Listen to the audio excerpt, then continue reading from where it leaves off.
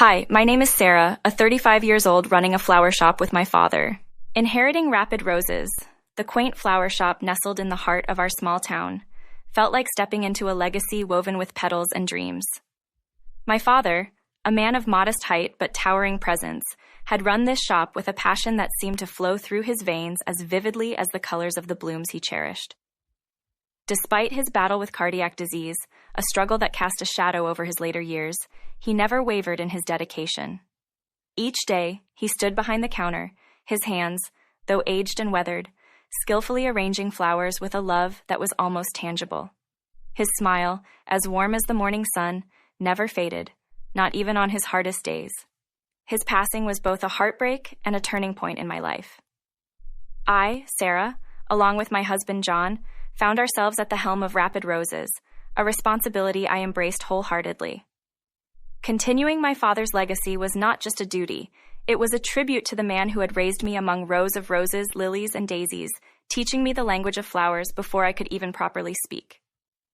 Under my stewardship, Rapid Roses blossomed further. The local community, a tapestry of faces both old and new, continued to find solace and joy in our floral arrangements. The regular customers, some of whom had watched me grow up amidst the foliage, remained fiercely loyal. They would often share stories of my father, recounting tales of his kindness, his extraordinary talent for choosing the perfect bouquet for any occasion, and his unfailing good humor. The staff, a small but dedicated group who had worked with my father for years, welcomed me as their new leader. They respected my vision and supported my efforts to preserve the essence of Rapid Roses while gently steering it into a new era. I spent countless hours in the back room, amidst the scent of fresh earth and cut stems, practicing my father's unique style of bouquet arrangement. His approach wasn't just about aesthetics, it was about evoking emotions, telling stories through the language of flowers. However, not everything was as harmonious as the array of flowers that adorned the shop. A subtle yet growing rift began to form between John and me. John, a man of traditional beliefs, struggled with the idea of not being the primary owner of the shop. He often expressed his discontent in hushed tones, voicing his frustrations behind the closed doors of our home. His traditional views on gender roles stood in stark contrast to the progressive, inclusive values my father had instilled in me. John believed that as a man, it was his right, perhaps even his duty, to be at the forefront of the business. This belief was rooted deep within him, shaped by the environment he had grown up in, an environment vastly different from the nurturing, open-minded world of Rapid Roses. Our disagreements began as mere ripples, small and seemingly insignificant. But as time passed, they grew into waves, crashing against the sturdy boat of our marriage. I found myself torn between my love for John and my commitment to my father's legacy. The shop, once a symbol of unity and love, began to feel like a battleground, with each decision I made as the owner becoming a point of contention. John's frustration was not just with the ownership, it extended to the way the business was run. He often suggested changes, modernizing the marketing strategies, expanding the product line to include more than just flowers, and even altering the shop's quaint interior. While I was open to innovation, I was also deeply protective of the essence of Rapid Roses, the simplicity and authenticity that had made it a beloved fixture in our community. One evening, after a particularly long day at the shop, John and I found ourselves in the midst of yet another argument. The shop had closed, and we were alone amidst the shadows cast by the moonlight filtering through the windows. The air was heavy with the fragrance of roses, a stark contrast to the tension between us. "Sarah, you need to understand," John said, his voice a mix of frustration and desperation. "This isn't just about tradition or my ego. It's about us, our future. We can turn Rapid Roses into something even bigger, more successful." I looked at him, my heart heavy with a sadness I couldn't quite name. "But John, don't you see? Rapid Roses is not just a business. It's a legacy, my father's legacy. It's about the personal touch, the connection with our customers. It's about the stories each bouquet tells. I can't lose that essence. I won't." The conversation that night didn't reach a resolution. We were two souls, deeply in love, yet standing on opposite sides of a chasm that seemed to widen with every passing day. The shop, once a shared dream, was slowly becoming a symbol of our diverging paths. In the days that followed, I threw myself into my work with even greater fervor, seeking refuge in the familiar comfort of flowers and foliage. I organized community events, hosted flower arrangement workshops, and even started a small blog to share stories about the shop and the meaning behind different flowers. These initiatives were well received, bringing in more customers and strengthening the bond between Rapid Roses and the community. Meanwhile, John busied himself with his own projects, often staying late at the office or going out with friends. Our conversations became brief, functional, devoid of the warmth and laughter that once defined them. The shop, with its vibrant colors and life, stood in stark contrast to the growing dullness of our relationship. One rainy afternoon, as I was arranging a display of sunflowers and daisies, Mrs. Henderson, one of our oldest customers, walked in.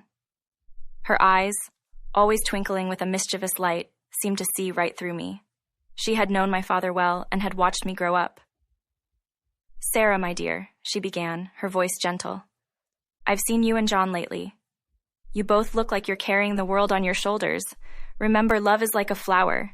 It needs care, patience, and sometimes a little pruning to bloom fully." Her words struck a chord within me. I realized then that in my zeal to uphold my father's legacy, I might have neglected the other important part of my life, my marriage.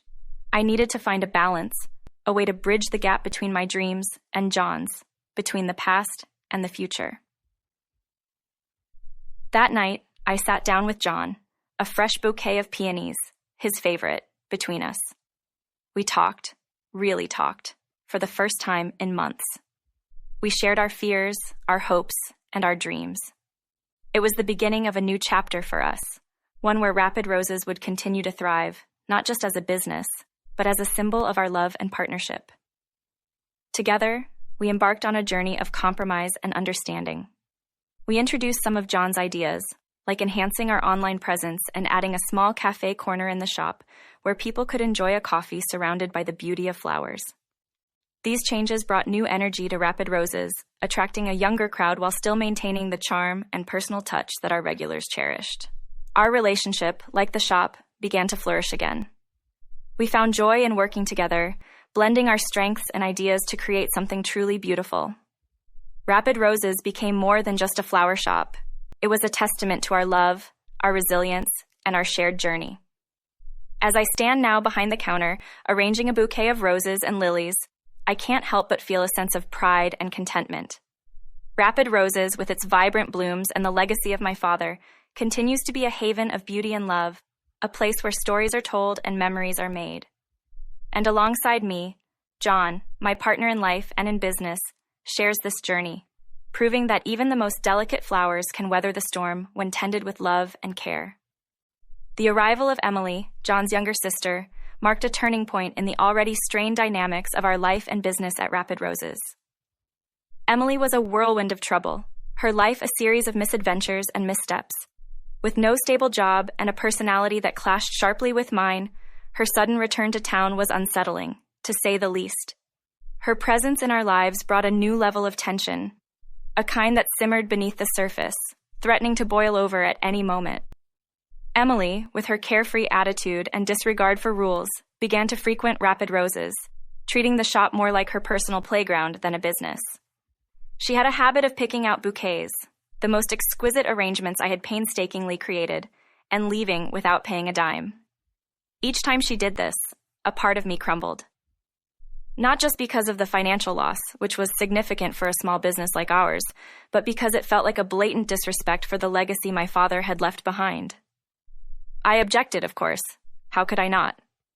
But every time I brought it up, John dismissed my concerns, citing family bonds as a reason to overlook Emily's behavior.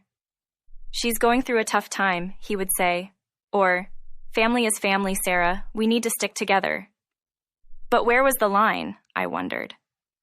At what point did family support turn into enabling destructive behavior? This leniency towards Emily only served to widen the rift between John and me. Our marriage, once a partnership built on love and mutual respect, began to crumble under the weight of unspoken grievances and brewing resentments. Communication, which had always been our strength, now became sparse and strained. We were like two ships passing in the night, each lost in a sea of confusion and hurt. As the days passed, Emily's influence over John seemed to grow. They spent more time together, often in hushed conversations that ceased the moment I entered the room. I could feel something brewing, a plan being hatched in the shadows, but I couldn't quite put my finger on it. Then, one fateful day, the other shoe dropped. John and Emily approached me with a coldness in their eyes that I had never seen before. Without preamble, John handed me a set of divorce papers, his voice devoid of any emotion. "I think it's best for both of us," he said, his words slicing through me like a knife. But the shock didn't end there. With an almost triumphant gleam in her eye, Emily announced their intention to buy Rapid Roses from me. "We think it's for the best," she said, her voice laced with a barely concealed smugness. "You can move on, start fresh somewhere else." I stood there, papers in hand, feeling like the ground had been pulled from beneath my feet. Betrayal, hurt, disbelief, a myriad of emotions crashed over me in waves. How had it come to this? How had the man I loved, the business I had poured my heart and soul into, become pawns in this cruel game? But as the initial shock subsided, a spark of something else flickered to life within me: determination. I wasn't going to let them win, not like this. I agreed to their proposal, my voice steady despite the turmoil inside me. "All right, I'll sell Rapid Roses to you," I said, watching their faces light up with a victory that they thought was already theirs. Little did they know, I had a plan of my own. Over the years, I had not only inherited my father's talent for floral arrangements, but also his business acumen and foresight. I had contacts in the industry, loyal customers, and a reputation that was worth more than the walls and shelves of Rapid Roses. In the weeks that followed, as John and Emily busied themselves with their takeover plans, I began to lay the groundwork for my next move. I reached out to my contacts, explaining the situation and seeking their support. The response was overwhelming. Suppliers who had known my father offered their help, customers expressed their loyalty, and the local community rallied around me. The day I signed the papers to sell Rapid Roses was bittersweet. I watched as John and Emily, brimming with unearned pride, took over the shop that had been my home, my sanctuary. But as I turned to leave, a sense of peace settled over me. I was leaving behind a chapter of my life, but I was also stepping into a new one, filled with possibilities and the promise of new beginnings. As I walked away, I glanced back one last time at Rapid Roses. It had been my past, a beautiful, sometimes painful past. But ahead of me lay the future, a blank canvas waiting to be filled with new dreams, new challenges, and a new story that was mine alone to write. Unbeknownst to John and Emily, I had a secret weapon, a hidden ace up my sleeve: Rapid Roses Second. This was another flower shop, a legacy from my father that I had kept under wraps, a silent guardian waiting in the wings. While the drama unfolded at the original Rapid Roses, I was already laying the foundations for a grand resurgence, a phoenix ready to rise from the ashes of betrayal and despair. Before the ink was even dry on the papers that transferred ownership of Rapid Roses to John and Emily, I had already begun the process of redirecting my loyal customers and trusted employees to Rapid Roses Second. This shop, located in a quaint corner of the town, was imbued with the same charm and warmth as the original, but with a touch of something new, something uniquely mine. Meanwhile, John and Emily, with their limited knowledge of flowers and lack of business acumen, struggled to keep the original Rapid Roses afloat. Their inexperience was glaringly obvious. The once vibrant and bustling shop began to lose its luster under their management. The quality of the flowers plummeted, customer service became a thing of the past, and the soul of the shop, once alive with color and fragrance, faded into a dull, lifeless husk.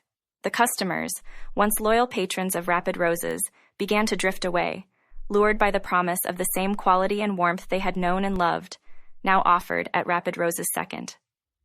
It wasn't long before the original shop, a victim of John and Emily's incompetence, found itself sinking into an abyss of debt. A staggering $5 million in the red, the shop became a hollow echo of its former glory, a monument to their failure and despair. On the other hand, Rapid Roses Second was a resounding success. Keeping true to my father's original bouquet style, I also infused the shop with my own creativity and vision. I introduced new arrangements, catering to a younger demographic, blending tradition with modernity in a symphony of colors and scents. The shop became more than just a place to buy flowers. It was a community hub, a place where people came to experience the beauty and tranquility that only nature could offer.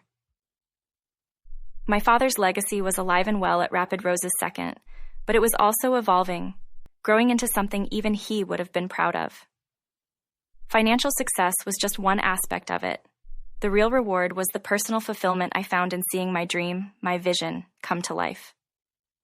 The contrast between the two shops couldn't have been starker. While Rapid Roses II flourished, the original Rapid Roses withered under the weight of debt and despair. John and Emily, their pride swallowed by their failures, eventually came to me, a picture of desperation. They begged me to take back the original shop, to undo the sale and refund their money. But I saw through their ploy. It was not remorse that drove them, but greed and the sting of their incompetence. I refused their request, my decision firm and unwavering. "I'm sorry," I told them, "but you made your choice. Rapid Roses II is my focus now. This is where my heart and my future lie." They left, defeated and despondent. A stark reminder of the consequences of underestimating the heart and soul that goes into running a business, especially one as delicate and nuanced as a flower shop. I turned my full attention to Rapid Roses II, pouring my heart, soul, and the wisdom I had inherited from my father into it. The shop wasn't just a business, it was a living, breathing testament to my father's legacy, a legacy I was determined to honor and preserve. As I stood in the midst of my flourishing shop, surrounded by the vibrant colors and sweet fragrances of my flowers, I felt a deep sense of peace and accomplishment. I had overcome betrayal, navigated through the storm of heartache, and emerged stronger, wiser, and more determined. Rapid Roses II wasn't just a flower shop. It was a symbol of resilience, of the enduring power of love and dedication. It was proof that even in the face of adversity, one could rise, stronger and more vibrant than ever. This was my legacy, my tribute to my father, and my gift to the community that had stood by me through thick and thin.